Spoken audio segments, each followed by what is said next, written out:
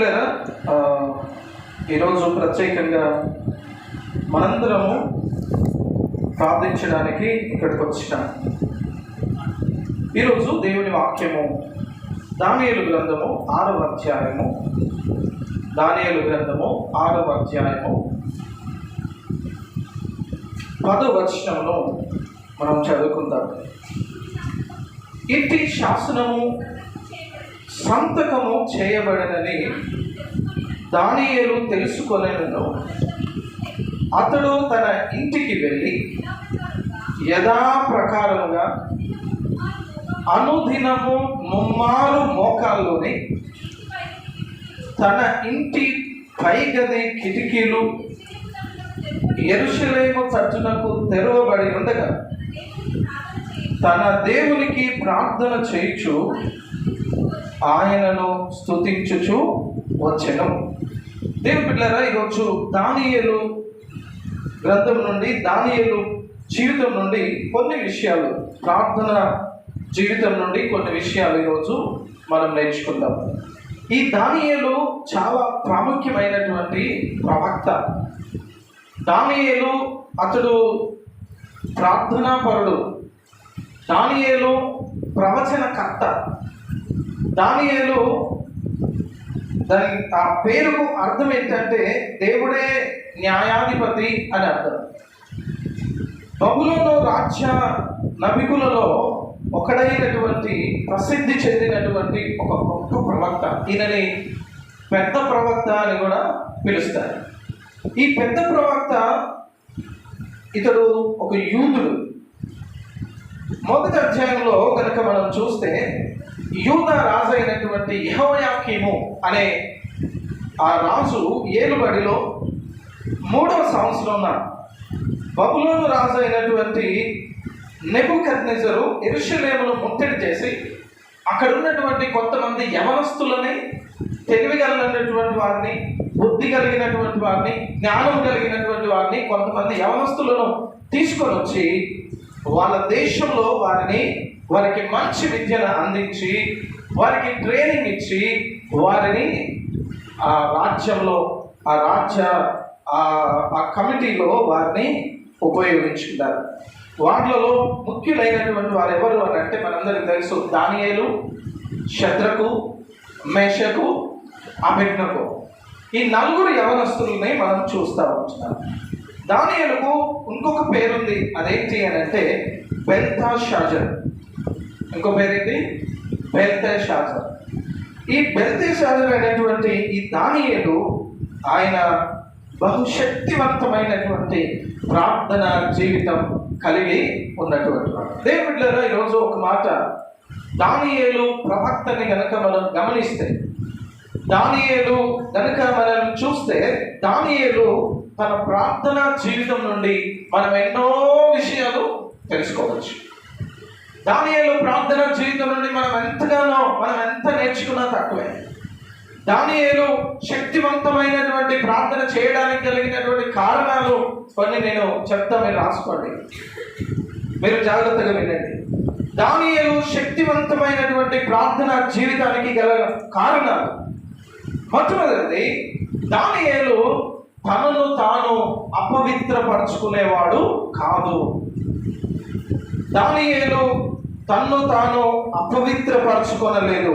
మొదటి అధ్యాయం 8వ వచనంలో చూస్తాం. చూడండి, దానియేలు గ్రంథం మొదటి అధ్యాయం 8వ వచనంలో, రాజు భుజించు భోజనమును పానము చేయు ద్రాక్షారసమును పుచ్చుకొని తన్ను అపవిత్రపరచుకొనకూడదని దానియేలు ఉద్దేశించి తాను అపవిత్రుడు కాకుండానట్లు వాటిని పుచ్చుకొనకుండా సెలవిమ్మని నపుంసకుల అధిపతిని వేడుకొన్నాడు. దేవుళ్ళ మొట్టమొదటి ఆయన శక్తివంతమైనటువంటి ప్రార్థనకి గల కారణం ఏంటి అని అంటే దానియేలు తన్ను తాను అపవిత్రపరచుకొనలేదు. దానియేలు తన్ను తాను పవిత్రపరచుకున్నాడు. పవిత్రమైనటువంటి జీవితాన్ని తను జీవించాడు. దేవుని బిడ్డ, ఈరోజు ఒక్కటే, నువ్వు శక్తివంతమైన ప్రార్థనను కలిగి ఉండాలంటే మనకు ఉండాల్సినటువంటి లక్షణం ఏంటంటే మనల్ని మనం పవిత్రంగా ఉంచుకోవాలి. ఎస్, అవునా కదా?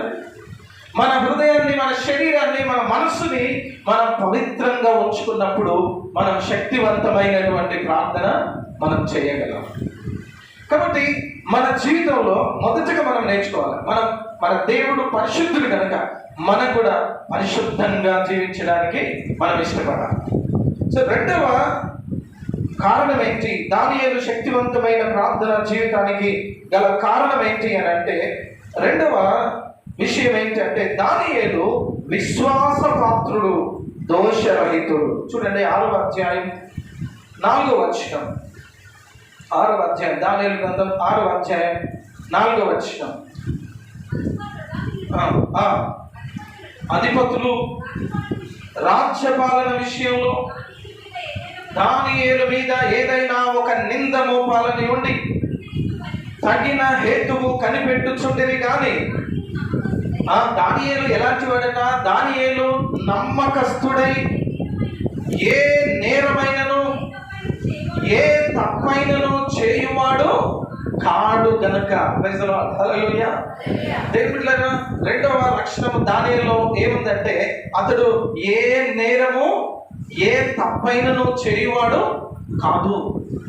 నీ శక్తివంతమైన ప్రార్థన జీవితం నీకు కావాలంటే రెండవది నువ్వు గుర్తుపెట్టుకోవాలా, నీ ప్రార్థన జీవితంలో మొత్తం ముఖ్యంగా నీకు ఉండాల్సింది ఏంటి అని అంటే, నీవు నమ్మకస్తుడై నువ్వు ఉండాలి. ఏ నేరము ఏ తప్పిదము నువ్వు చేయకుండా ఉండడానికి నువ్వు ప్రయాసపడాలి. నీవు తప్పైనను నీవు నేరమైనను చేయకుండా ఉండడానికి నువ్వు ప్రయత్నించాలి.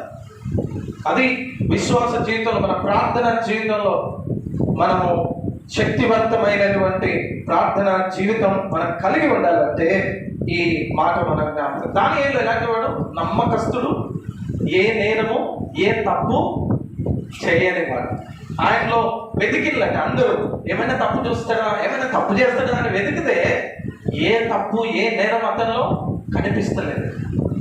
సో రెండవ విషయం ఏంటి, దావీదు ఆ ప్రార్థన చేయడానికి, ఆ శక్తివంతమైన ప్రార్థన జీవితానికి గల రెండవ కారణం, దానియేలు విశ్వాసపాత్రుడు. ఏ విషయం అందులో అతనిలో లోపము వాళ్ళు చూడలేకపోయారు. మూడవది 6వ అధ్యాయం 3వ వచనం. ఈ దానియేలు అతి శ్రేష్టమైన బుద్ధి గలవాడై ప్రధానులలోను అధిపతులలోను ప్రఖ్యాతి నొంది ఉండను గనుక రాజ్యమంతటి మీద అతన్ని నియమింపవలని రాజు ఉద్దేశించాడు. మూడవ విషయం ఏంటి అని అంటే, దానియేలు అతి శ్రేష్టమైన బుద్ధి గలవాడు. హల్లెలూయా. ఏ బుద్ధి? శ్రేష్టమైన బుద్ధి, జ్ఞానం కలిగినటువంటి. తన మనస్సును మలినం చేసుకునేవాడు కాదు. తను ఏ నేరము ఏ తప్పు చేయనటువంటి, ఎంత వెతికినా తనలో ఏ తప్పు వాళ్ళు కనుగొనలేకపోయారు. తను బుద్ధి అతి శ్రేష్టమైన బుద్ధి గలవాడు. వంకర బుద్ధి లేదని ఆయనకి, తప్పుడు బుద్ధి లేదు ఆయనకి. తను ఎలాంటి ఒకరిని కించపరచాలనో, లేకపోతే ఇంకా ఒకరిని తొక్కి పడేయాలనో, లేకపోతే ఇంకా తనలో ఎలాంటి అతి నీచమైనటువంటి బుద్ధి లేదు. తన ఒక్కటే, తన గురించి ఏమని రాయబడ్డదంటే, అతడు అతి శ్రేష్టమైన బుద్ధి కలిగినటువంటి వాడు. 3 చెప్పినారు.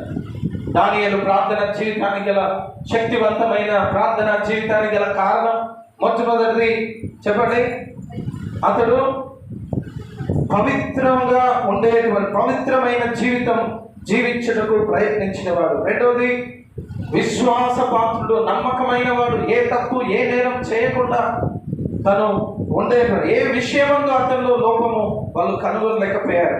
మూడవది అతి శ్రేష్టమైన బుద్ధి, మనస్సు, పరిశుద్ధమైనటువంటి అద్భుతమైనటువంటి మంచి జ్ఞానము, తెలివి, బుద్ధి కలిగి ఉన్నటువంటి వాడు.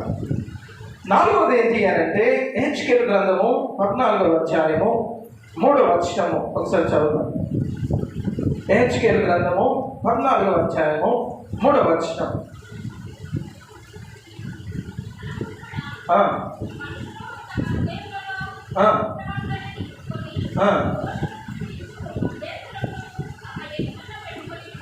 ఆ, ఆ. 13వ వచనం 13, 14. నోవాహును, దానియేలును, యోబును ఈ ముగ్గురు అట్టి దేశంలో ఉండినను వారు తమ నీతి చేత తమ్మును మాత్రమే రక్షించుకొందురు. ఇదే ప్రభువు యెహోవా వాక్కు.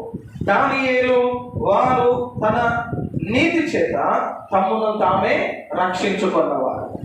దానియేలుకున్న ఇంకొక లక్షణం ఏంటంటే దానియేలు తను నీతి కలిగినటువంటి వాడు.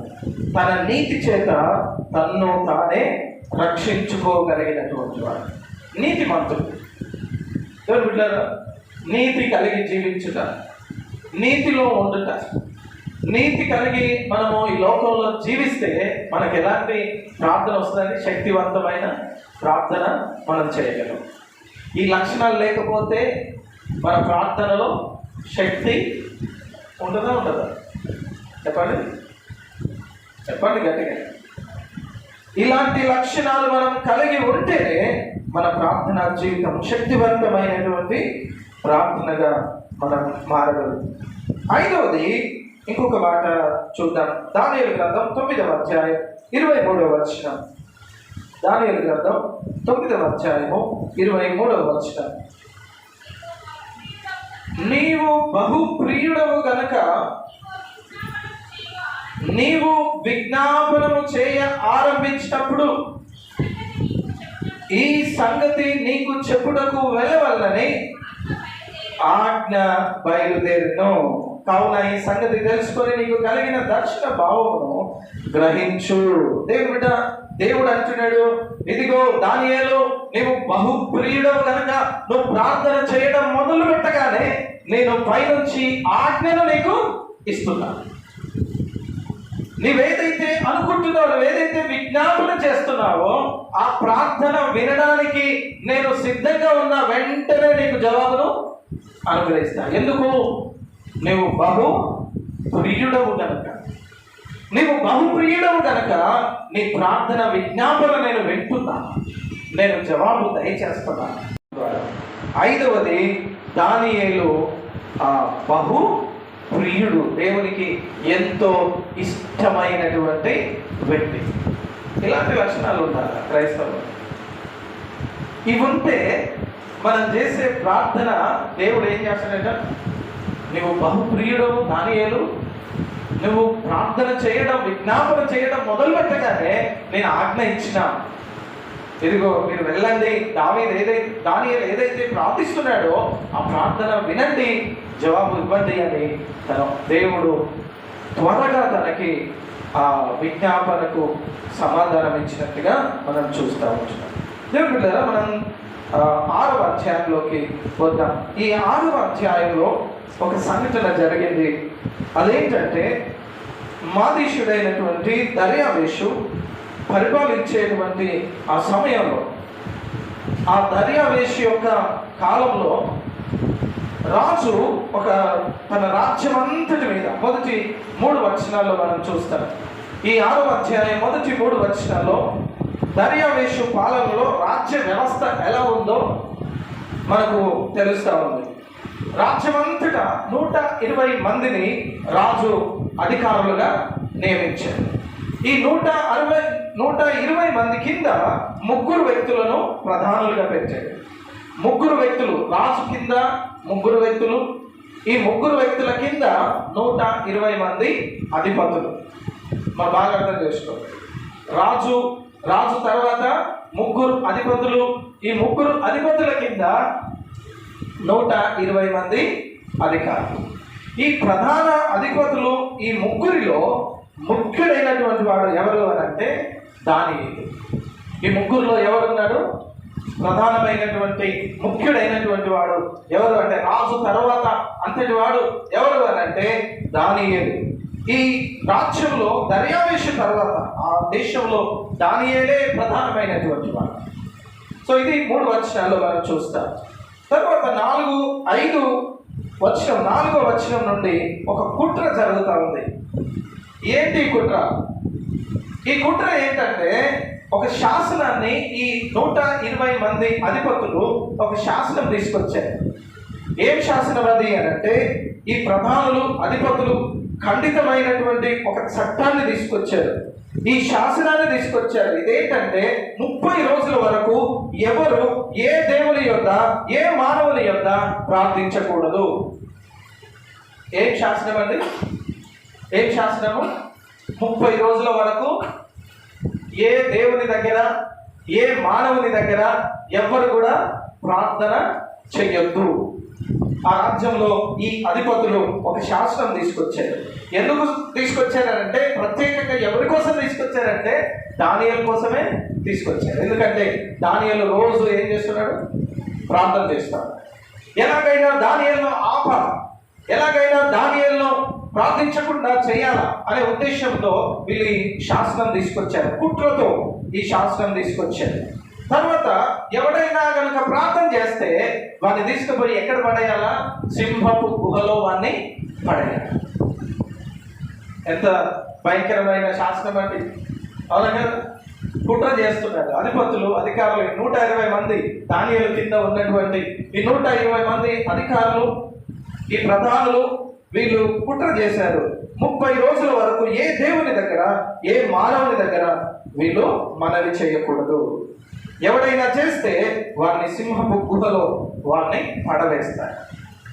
తర్వాత 10వ వచనం వచ్చేసరికి, దానియేలు స్థిరమైనటువంటి మనస్సును కలిగి ఉన్నాడు. 10వ వచనం, 10, 11 వచనాల్లో దేవుళ్ళారా, శాసనము ఇలా ఇట్టి శాసనము సంతకం చేయబడనని తెలిసి కూడా దానియేలు అతడు తన ఇంటికి వెళ్ళి యథాప్రకారంగా తనేం చేశాడు? అనుదినము 3 మోకాలుని తను ప్రార్థన చేయడము మొదలుపెట్టాడు. ప్రైజ్ ది లార్డ్, హల్లెలూయా. చూడండి, దర్యావేషు కింద ఉన్నటువంటి అధికారులు 120 మంది ఒక కుట్ర పన్ని ఒక శాసనం చేసి ఎవరు కూడా ఏ దేవునికి ప్రార్థించొద్దు అని, వాళ్ళు ఒకవేళ ప్రార్థిస్తే వాళ్ళు తీసుకొని వెళ్ళి ఆ సింహపు గుహలో వాడిని పడేస్తారని ఒక శాసనం తీసుకొచ్చారు. ఈ శాసనము వచ్చిందని తెలిసి కూడా దానియేలు ఏం చేశాడు? తన ఇంటికి వెళ్ళి యథావిధిగా మోకాల్లోని తను ప్రార్థన చేయడం మొదలుపెట్టాడు.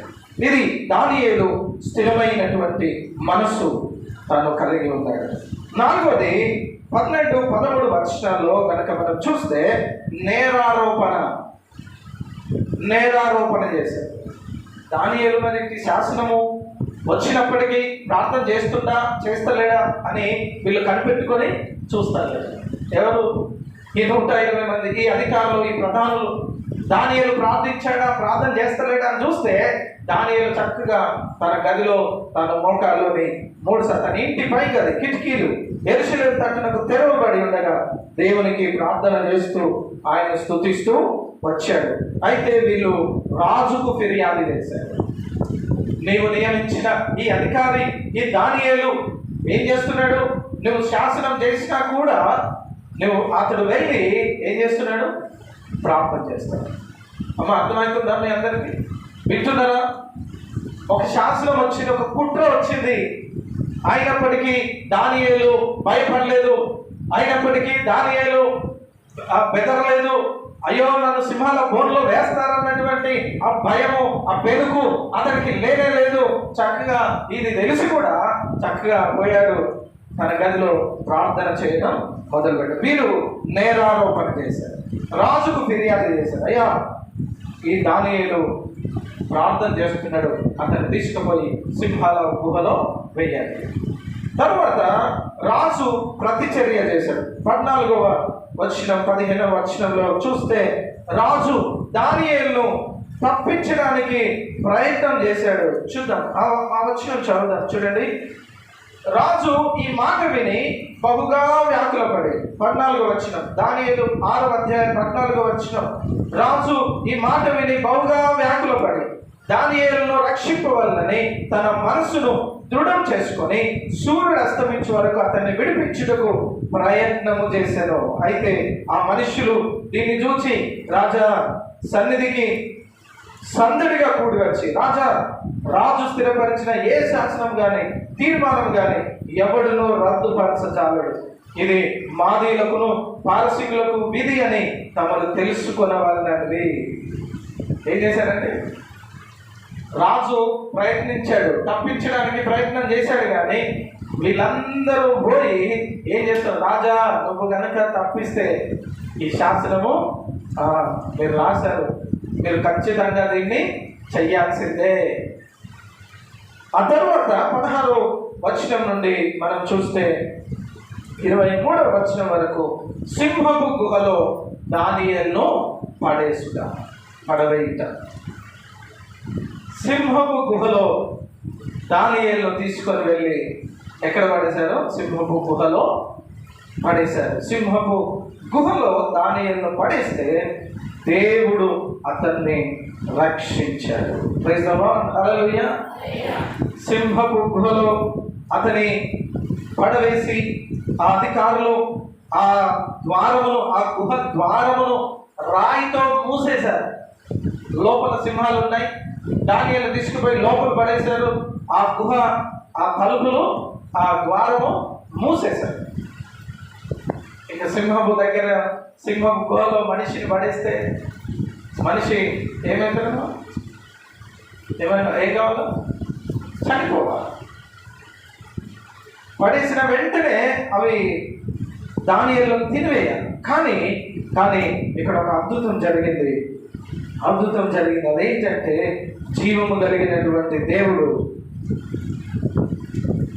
దానియేలును సింహపు బోనులో నుండి రక్షించాడు.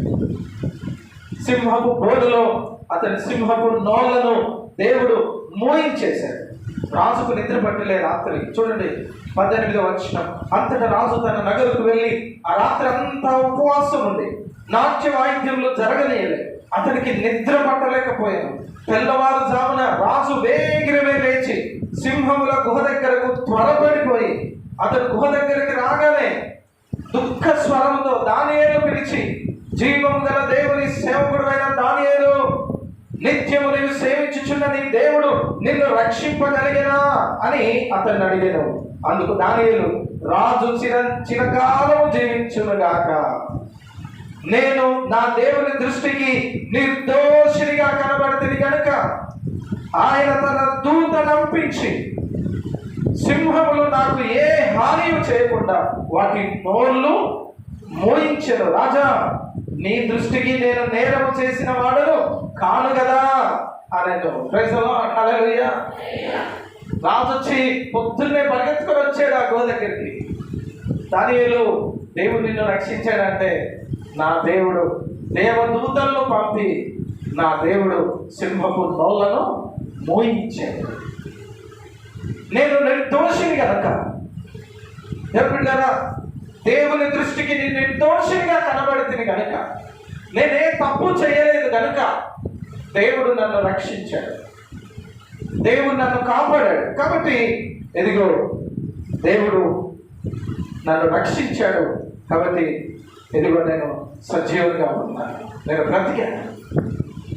దేవుళ్ళారా, ఆ వెంటనే రాజు వాటిని తీయించేసి తర్వాత శత్రువులను ఆయన 2వ శాసనం రాసి శత్రువులను తీసుకొని వెళ్ళి వారిని ఆ సింహపు గుహలో ఎవరైతే కుట్రపడ్డారో, ఎవరైతే దానియేలుని చంపాలని చూశారో, ఎవరైతే దానియేలు ప్రార్థనను ఆపాలని చూశారో వాళ్ళని రాజు తీసుకొని వచ్చి ఒక శాసనం రాసి వాళ్ళందరినీ తీసుకుపోయి ఆ గుహలో పడేశారు.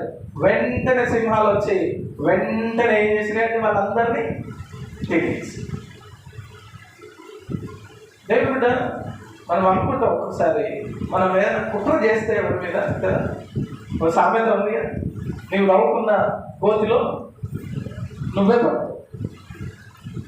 నువ్వు కుట్ర చేసినావు అనుకో, ఎవరి మీదనన్నా నువ్వు కుట్ర పడినావు అనుకో, నువ్వు వ్యతిరేకంగా లేచావు అనుకో, దానియేలు నిర్దోషమైనటువంటి వాడు కనుక, ఏ తప్పు చేయనటువంటి వాడు కనుక దేవుడు అతన్ని రక్షించి అతన్ని కాపాడాడు. ఈరోజు నీవు నేను మనం కూడా అంతే.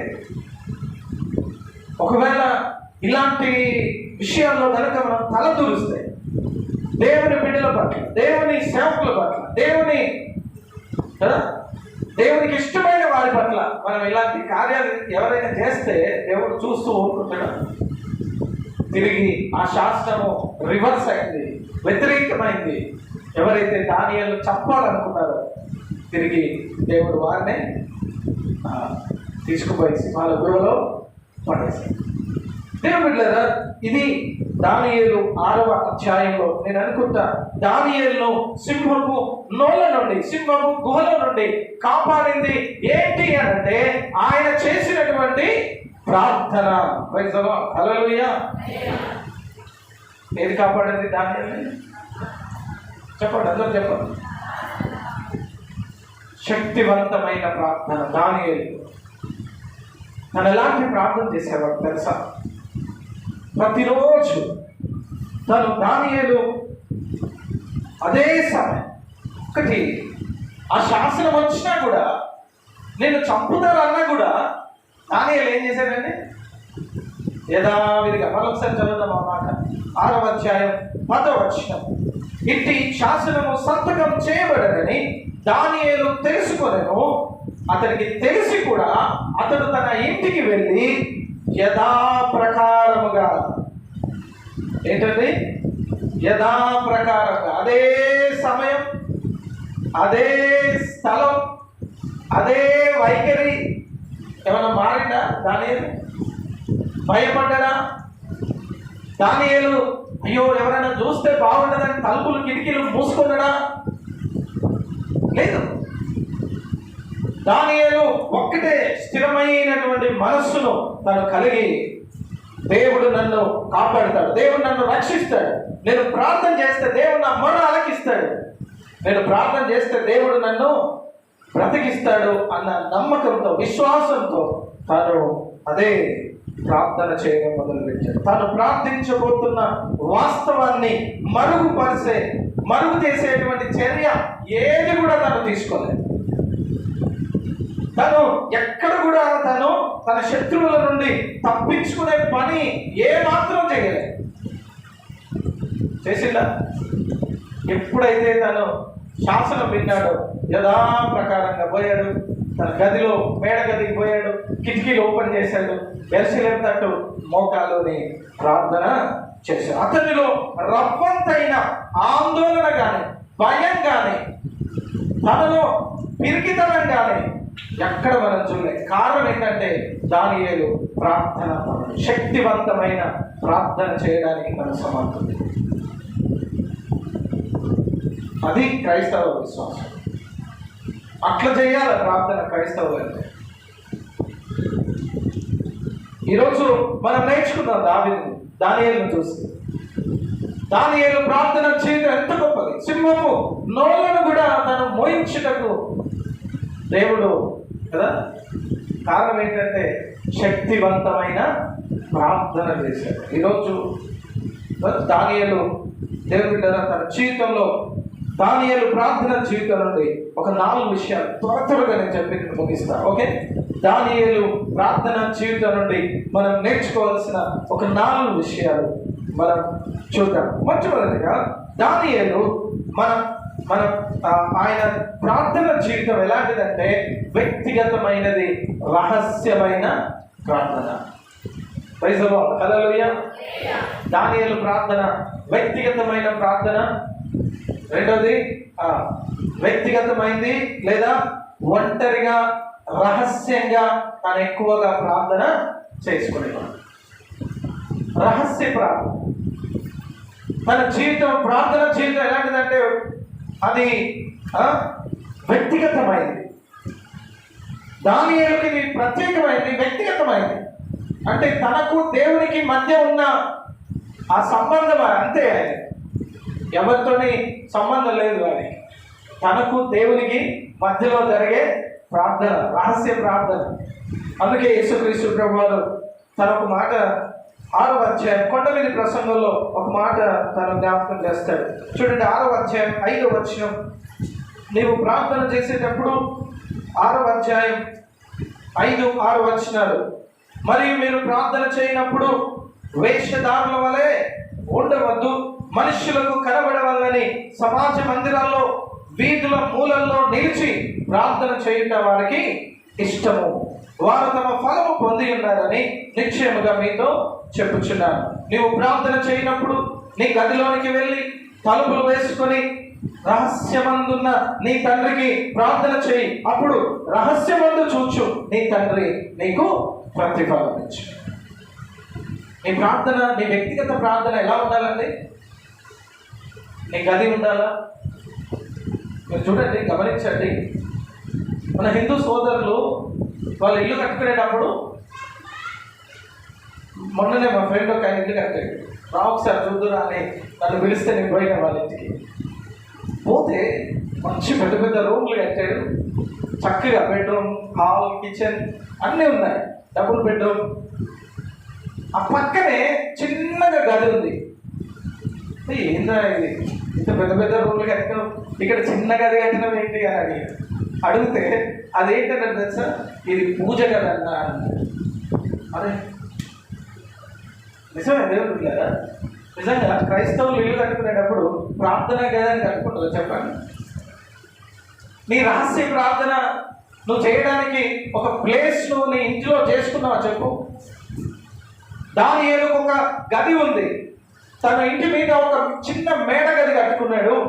ఆ గది దేనికోసము అని అంటే, తను ఒంటరిగా రహస్యంగా ఆ గదిలోకి పోయి ఆ కిటికీలు యెరూషలేము వైపు తెరిచి ఆ గదిలో మోకాల్లోనే తను ప్రార్థన చేశాడు.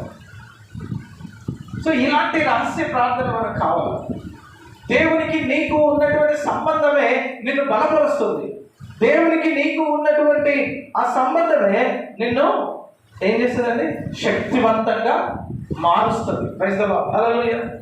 నువ్వు వీధుల్లో నిలబడి చేసే ప్రార్థనలు కాదు, నువ్వు సమాజ మందిరంలో అనగా మందిరంలో అందరి ముందు చేసే ప్రార్థన కాదు. ఇవి కాదు దేవుడు లెక్కలోకి తీసుకునేది. నువ్వు వ్యక్తిగతంగా నీ ప్రైవేట్, నీ ఒంటరితనంతో నువ్వు దేవుని దగ్గరికి పోయి ఎంత ప్రార్థన చేస్తున్నావు, అది కావాలి దేవుడికి. దావీదు ప్రార్థన జీవితం అది. తన రహస్యం ఏంటంటే, విజయానికి కారణం ఏంటంటే, తాను ఒంటరిగా దేవునితో సమయాన్ని గడిపేవాడు. నీ ఒంటరి జీవితం, నువ్వు ఒంటరిగా ఉన్నప్పుడు నువ్వు దేవుని పట్ల నీ వైఖరి ఎలా ఉంది, నువ్వు దేవుని దగ్గర ఎలా నువ్వు ప్రార్థిస్తున్నావు, ఒంటరిగా నీవు వ్యక్తిగతంగా నీ ప్రార్థన సమయం. భక్త సింగ్ గారికి తన ఇంటి ఆ గదిలో రూమ్లోకి పోతే మీరు గమనించినట్టు ఆయన గది చూసేటప్పుడు ఇప్పటికీ ఉంది. హెబ్రోన్ చర్చ్లో హైదరాబాద్లో తన గదిలోకి పోతే తన ఒక స్థలం ఉండేది. ఆ స్థలం దగ్గర తన మోకాల్లోని ఆ సైడ్కి ఒక మూలకి, తన మోకాల్లోని ఎప్పుడు చూడు ఆయన ఆ మూలకే ఉండి, ఆ మూలకి మోకాళ్ళ మీద ఉండి ప్రార్థన చేసేది. ఇప్పటికి పోతే ఆ బండలు కొంచెం అరిగినట్టుగా అనిపిస్తాయి. తన మోకాళ్ళ మీద ఉండి ఉండి ఈ ప్రార్థన కావాలి. దానియేలు ఎలాంటి ప్రార్థన చేసేవాడు? తన జీవితం వ్యక్తిగతమైంది ప్రార్థన జీవితం, రహస్యంగా తన దేవునితో మాట్లాడేటువంటి వాడు. ఇది మనల్ని శక్తివంతంగా మారుస్తుంది. రెండవది దానియేలు ప్రార్థన జీవితం నుండి మనం నేర్చుకోవాల్సిన మొదటి విషయం, నీ ప్రార్థన జీవితం వ్యక్తిగతంగా రహస్యంగా ఉండాలి. రెండవది, నీ ప్రార్థన జీవితం తగ్గింపుతో కూడుకున్నదై ఉండాలి. It should be humble. నీ ప్రార్థన జీవితము తను ఎలా ఉండేవాడు అని అంటే, అంత గొప్ప అధికారి అయినా తను ఏం చేసేవాడు తెలుసా? దానియేలు గ్రంథం 6వ అధ్యాయం 10వ వచనంలో, అనుదినము ముమ్మారు మోకాల్లోనే. ఆయన రాజు తర్వాత రాజు అంతటి వాడు, రాజు తర్వాత గొప్ప వ్యక్తి.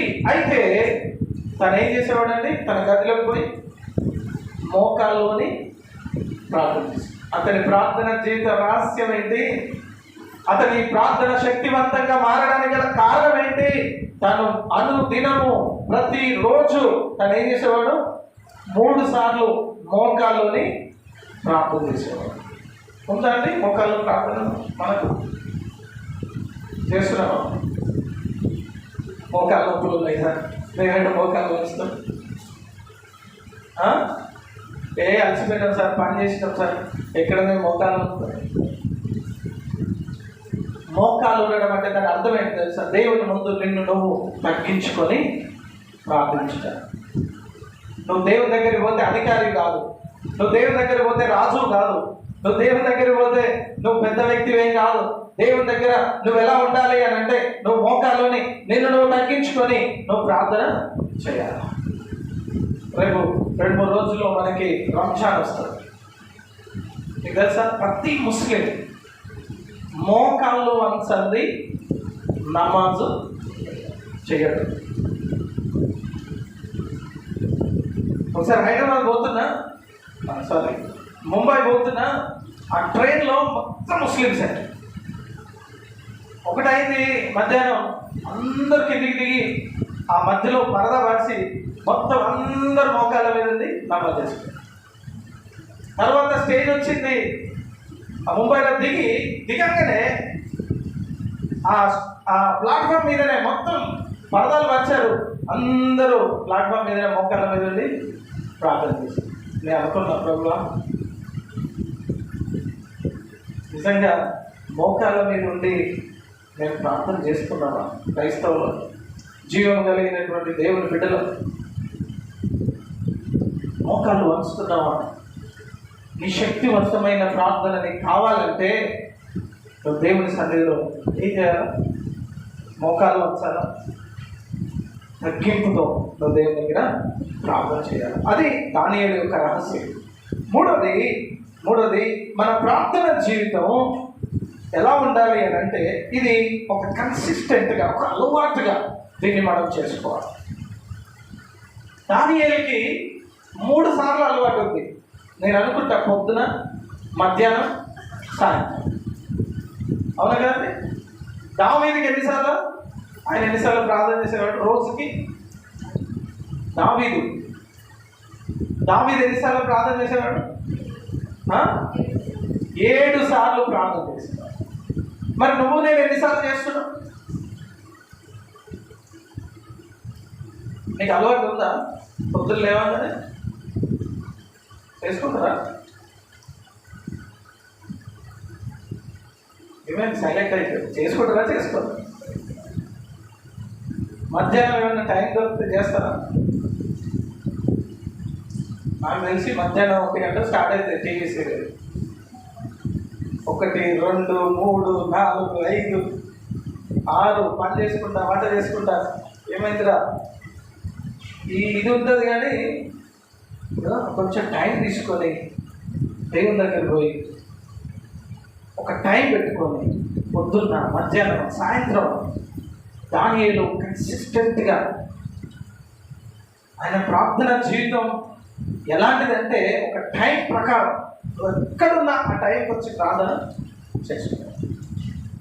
ఆయన ప్రార్థన జీవిత రహస్యం ఏంటంటే అలవాటుగా తన ప్రార్థన శాసనం గురించి తెలుసు, పరీక్షలు వస్తున్నాయని తెలుసు, ద్వేషిస్తున్నారని తెలుసు, స్నేహితులు విడిచిపెడతారని తెలుసు, జీవితంలో తుఫాన్లు వస్తున్నాయని తెలుసు. అయినా యథాప్రకారంగా 3 సార్లు రోజుకి తను ప్రార్థన చేయడం మర్చిపోలే. పొద్దున, మధ్యాహ్నం, సాయంత్రం ఈ 3 సార్లు తను కన్సిస్టెంట్గా, కంటిన్యూగా ఎప్పుడు సిద్ధమైనటువంటి ఆ వైఖరి తనలో ఉంది. కాబట్టి యేసుక్రీస్తు ప్రభువారు కూడా ఎలా ప్రార్థన చేసేవాడు అంటే తన వాడుక చొప్పున ఎక్కడికి పోయి ప్రార్థన చేసేవాడు? ఒలీవల కొండకు వెళ్ళి అక్కడ ప్రతిరోజు కొండకు పోయి తను ప్రార్థన చేసినట్టుగా మనం చూస్తాం. సో చివరిగా ఒకటి మనం చూద్దాం. చూడండి, 4వది దానియేలు ప్రార్థన జీవితం నుండి మనం నేర్చుకోవాల్సిన 4వ విషయం ఏంటంటే మనం ఎప్పుడు కృతజ్ఞత కలిగి మనం ప్రార్థించాలి. Our prayer life should be thankful. కృతజ్ఞత భావంతో నువ్వు దేవుని ప్రార్థించాలి. నువ్వు నిజంగా దేవునికి శాస్త్రం తెలిసింది, ప్రార్థన చేస్తే చంపుతారని తెలుసు. ఆ టైంలో ఏమని ప్రార్థన చేస్తుంటాడు చెప్పండి? దానియేలు గెస్ చేయండి. ఏమని ప్రార్థన చేస్తుంటాడండి? ఇప్పుడు నేను ప్రార్థన చేస్తే నన్ను చంపుతారని ఆయనకు తెలుసు, సింహము గుహలో వేస్తారని తెలుసు. అయినా ఏమని ప్రార్థన చేశాడు చెప్పండి? నాకు తెలిసి ప్రభువా ఈ శాసనం ఇచ్చినందుకు నీకు వందనాలు ప్రభువా అని చేసి ఉంటాడు. కృతజ్ఞత భావం. నీకు ఏ కష్టం వచ్చినా, ఏ బాధ వచ్చినా, ఏ కన్నీళ్ళు వచ్చినా, నీకు ఏ సమస్య వచ్చినా నువ్వు ఎట్లా ప్రార్థన చేయాలంటే, ప్రభువా ఈ సమస్య ఇచ్చినందుకు నీకు వందనాలు దేవా, ప్రభువా ఈ కష్టం ఇచ్చినందుకు నీకు వందనాలు దేవా, ప్రభువా ఈ యొక్క సమయంలో ఇదిగో నన్ను బాధపడి బాధ వచ్చినందుకు కూడా నీకు వందనాలు దేవా. ప్రతి విషయమందు నువ్వు కృతజ్ఞత భావం కలిగి నువ్వు దేవుని సన్నిధిలో ప్రార్థన చేయాలి. దానియేలు యొక్క ప్రార్థన సీక్రెట్ అదే. సింహము నోళ్ళ నుండి దేవుడు విడిపించడానికి గల కారణం ఏంటంటే తను కృతజ్ఞత కలిగి జీవించాడు దేవునికి. ప్రభా ఇంతకాలము కాపాడావు, ఇదిగో ఇక కూడా కాపాడే దేవుడు నీవే అని ప్రార్థన చేసించాడు. ప్రభానికి వందనాలు దేవాన్ని. దేవుణ్ణి స్తుతించాడు, దేవుణ్ణి ఆరాధించాడు, దేవుణ్ణి మహిమపరిచాడు. ఆ మాట చూద్దాం.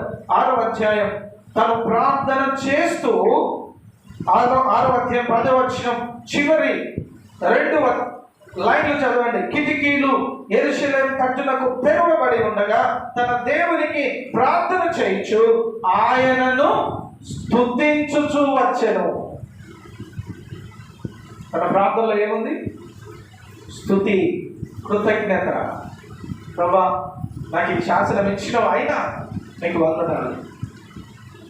ప్రతి దినము తన ప్రార్థన మోకాల మీద తగ్గించుకొని తన్ను తాను దేవునికి వ్యక్తిగతంగా ప్రైవేట్గా తన దేవుని సన్నిధిలో అయ్యా నీకు వందనాలని మోకాల్లోని తన్ను తాను దేవునికి ప్రార్థన చేసి, ఇలాంటి ప్రార్థన మనందరికీ కావాలి ఈరోజు. ఇలా కనుక నువ్వు ప్రార్థన చేస్తే ప్రభు నీకు ఏమిస్తాడు? ప్రార్థన శక్తిని దేవుడు నీకు ఇస్తాడు. నువ్వు ప్రార్థన చేస్తే ఇలాగూ దానియేలులాగా నువ్వు ప్రార్థన చేస్తే దేవుడు గొప్ప బలాన్ని దేవుడు నీకు ఇస్తాడు. నువ్వు ప్రార్థన చేస్తే దేవుడు ఇంకా సమృద్ధిగా దేవుడు నిన్ను దీవిస్తాడు. నీ ఆపదల్లో నుండి, నీ కష్టాల్లో నుండి, కన్నీళ్ళ నుండి దేవుడు విడిపిస్తాడు. కారణం ఏంటంటే నువ్వు దేవుని దగ్గర మోకాల్లో తగ్గించుకొని కన్సిస్టెంట్గా నువ్వు ప్రతి దినము 3 మార్లు లేదా 7 సార్లు లేదా నీకు ఇష్టం ఉన్నన్ని సార్లు నువ్వు ప్రతిరోజు దేవుని దగ్గర కనుక నువ్వు ప్రార్థిస్తే దేవుడు సమృద్ధిగా నిన్ను దీవిస్తాడు, ఆశీర్వదిస్తాడు. అవసరమైతే సింహపు నోళ్ళ నుండి దేవుడు నిన్ను విడిపిస్తాడు. హల్లెలూయా. చేద్దామంటే ఇలాంటి ప్రార్థన చేస్తారా? ఇలాంటి ప్రార్థన చేసినప్పుడు దేవుడు గొప్ప కార్యాలు కలిగిస్తాడు. మేము ఒక ఖానాపూర్ అనే ఊరికి వెళ్ళాము. ఖానాపూర్ అనే ఊరిలో మేము ఎప్పుడైనా సువార్త ప్రకటించడానికి వెళ్ళేటప్పుడు ఆ ఊరికి ఎంటర్ అయ్యేటప్పుడు మేమందరం చేతులు పట్టుకొని ప్రార్థన చేసుకొని లోపలికి వెళ్ళేటప్పుడు ఆ రోజు ప్రార్థన చేశాను. బహుగా ప్రభువా ఈ గ్రామాన్ని దర్శించు, ఇదిగో ఈ గ్రామంలోకి వెళ్తున్నాం, ఈ గ్రామంలో మేము ట్రాక్స్ పంచుతున్నాం, ఈ గ్రామంలో మీ గురించి సువార్త ప్రకటిస్తున్నామని. ఆ లోపలికి వెళ్ళేసరికి మేమందరం ట్రాక్స్ ఇస్తూ ఉన్నాం, పాటలు పాడుతూ ఉన్నాం, కంజర కొట్టుకుంటూ డోలు కొట్టుకుంటూ పాటలు పాడుతూ ఉన్నాం. జీబ్లో ఇద్దరు కూర్చొని ప్రార్థన చేస్తూ ఉన్నారు మోకాళ్ళ మీద ఉండి. జీబ్లో ప్రభా ఈ గ్రామాన్ని ఇదిగో దర్శించని ప్రార్థన, ఇద్దరు ప్రార్థన చేసేవాళ్ళు, మేమందరం ఒక 4 పాటలు పాడేవాళ్ళు, తర్వాత ఒక 4 ట్రాక్స్ పంచేవాళ్ళు. ఎవరి పని వాళ్ళు చేసుకుంటూ పోతారు. మేము ప్రార్థన చేసి అలా దేవునికి వందనాలు చెల్లిస్తూ అలా వెళ్తూ ఉండాలి. వెళ్తూ ఆ ఊర్లోకి పోయిన తర్వాత అక్కడ ఏమైందో ఏమో తెలియదు, కానీ అక్కడ అనేకులు స్త్రీలు, పిల్లలు, పెద్దలు, యవనస్తులు, పురుషులు అందరూ వచ్చి మమ్మల్ని ఇట్లా చుట్టూ గిరేసుకున్నారు. గ్యాసులను పట్టుకొచ్చాయి, పెద్ద టిన్లో గ్యాసులను పట్టుకొచ్చాయి. తర్వాత కొంతమంది స్త్రీలు చీపురు కట్టలు పట్టుకొచ్చారు, కొంతమంది కర్రలు తీసుకొచ్చారు, పెద్ద పెద్ద కర్రలు తీసుకొచ్చారు, కొంతమంది రాళ్ళు చేతుల్లో పట్టుకొని వచ్చారు. అందరూ అలా చూస్తూ మీరేంటి, ఎక్కడి నుంచి వచ్చారు, మీరేం చేస్తున్నారు అని అడిగితే మేము యేసు ప్రభు సేవకులు అండి, ఇలా మేము ప్రకటించడానికి వచ్చినామంటే మీరు బంద్ చేస్తారా, మిమ్మల్ని కొట్టాల, మిమ్మల్ని చంపేస్తాం ఈరోజు అని చెప్పి ఆ గ్యాస్లోనే మా మీద చల్లడానికి వచ్చింది. ఆ జీప్లో ఇద్దరు మోకాళ్ళ మీద నుండి ప్రార్థన చేస్తున్నారు. దేవుడు ఇట్లా మీరు నమ్ముతున్నారు అందులో. మేము అలా నిలబడి మేమందరం కళ్ళ మూసుకొని ప్రార్థన చేసుకుంటున్నాం. ప్రభువా, వీళ్ళ నుండి నువ్వే మమ్మలను కాపాడు. ఎప్పుడైతే మేము ప్రార్థన చేస్తున్నామో వాళ్ళు మా దగ్గరికి వస్తాం చంపుదాం అంటున్నారు, కానీ ముందుకు అడిగేస్తలేదు. వస్తాం చంపుదాం అంటున్నారు, కానీ అక్కడే నిలబడి చూస్తూ ఉంటారు. మీరు వెళ్ళండి అని అంటే సరే అండి మేము వెళ్తాం అని అంటే అప్పుడు ఒకడు పరిగెత్తుకొని వచ్చి మా దగ్గర ఉన్నటువంటి ఆ బుక్స్, ట్రాక్స్, బైబుల్స్ అన్నీ తీసుకొచ్చి ఆ మధ్యలో వేసి మొత్తం మా బ్యాగులు మా దగ్గర ఏమేమి అన్నీ తీసుకొచ్చి అక్కడ వేసి తగలబెట్టి ఆ గ్యాస్ ఉన్న పోసి తగలబెట్టేసి మిమ్మల్ని మేమేమన్నాం, మీరు వెళ్ళిపోతాం అంటే ఇక సరే అని చెప్పి మా పాద ధూళి అక్కడ తులిపి, ఎందుకంటే వేసుకోవాలి. ఎప్పుడంటే ఎవరైతే మీ గ్రామాల్లోకి మిమ్మల్ని రానివ్వరు ఆ గ్రామంలో మీరేం చేయండి, దులుపండి, మీ దుమ్ము దులుపండి, మీ పాద దులుపండి. ఎందుకంటే రేపు ఈ దుమ్మే అక్కడ సాక్ష్యం ఇస్తుంది. కాబట్టి మేము అలా దులిపి పైకి జీవెక్కి వెళ్తా ఉంటే ఇంకో గ్రామంలోకి పోయేసరికి అక్కడ ఆ మెయిన్ రోడ్డు మీదనే కర్రలు పట్టుకొని ఉన్నారు. దిగండి, మీకోసం మేము రెడీగా ఉన్న వాళ్ళు. అంటే ఈ గ్రామస్తులు వాళ్ళకి ఫోన్ చేసి ఉంటారు, ఇట్లా వస్తున్నారు పలానా వాళ్ళు. దేవుడు పిల్లరా, మేము ఎన్నో కష్టాల నుండి, ఇబ్బందుల నుండి, ఇలాంటి శ్రమల నుండి దేవుడు మమ్మల్ని కాపాడాడంటే కారణం ఏంటి తెలుసా? ప్రార్థన. నీకు ప్రార్థన శక్తి ఉంటే నేను ఎవ్వరేమీ చేయలేదు, నేర్చుకోలేదు. మీరు ప్రార్థన శక్తి కనుక మీరు పొందుకుంటే దేవుని దగ్గర నుండి మీకు ఏమీ కాదు, మీకు ఏమీ కొదవ ఉండదు. ఎలాంటి ఆపదనైనా, ఎలాంటి కష్టమైనా, ఇబ్బంది అయినా, ఇరుకైనా బట్ అన్నిటి నుండి దేవుడు మీకు విడుదల ఇస్తాడు. చేద్దామంటే ఇలాంటి ప్రార్థన ఎట్లా చేద్దాం చెప్పండి? ఎవరిలాగా చేద్దాం చెప్పండి? గట్టి చెప్పండి, వినబడతలేదు. దానియేలులాగా ప్రార్థించాడు. దానియేలు ప్రార్థన పరుడు. తన ప్రార్థనే సింహపు నోళ్ళ నుండి విడిపించింది. దేవుడు నన్ను రక్షించాడు. ఆయన అంటాడు, నా సజీవుడైనటువంటి దేవుడు నన్ను బ్రతికించాడు, నన్ను కాపాడాడు. కారణం ఏంటంటే దానియేలు రోజు దేవునికి 3 సార్లు తన గదిలోకి పోయి ప్రార్థన చేసేది. ఇలాంటి ప్రార్థన మనం కూడా చేయాలని ఈరోజు మరి ఈ ఉపవాస ప్రార్థన మనకి ఈరోజు మనందరం ఒక మంచి ప్రార్థన పరులుగా, ప్రార్థన చేసే స్త్రీలుగా, పురుషులుగా మనం దేవుని సన్నిధిలో ప్రార్థించి దేవుని దగ్గర నుండి ఆ శక్తిని మనందరం పొందుకుందాం. ఇలాంటి శక్తి మనకుంటే మనల్ని ఎవ్వరు ఏమి చేయలేదు. Praise the Lord. హల్లెలూయా. నమ్మిన వాళ్ళు గట్టిగా చెప్పండి హల్లెలూయా. నిద్ర వచ్చే వాళ్ళు చెప్పండి హల్లెలూయా. వెరీ గుడ్ అమ్మా, మంచిది. ప్రార్థన చేసుకుందాం. అందరం తల్లి వచ్చినాం, కళ్ళు మూసుకుందాం. దేవుడి మాటలు మనందరి వెనుకల్లో దేవుడిచ్చి ఆశీర్వదించుగాక.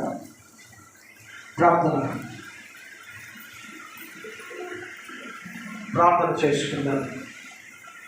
సింహాల నుండి దేవుడు దానియేలును విడిపించాడు.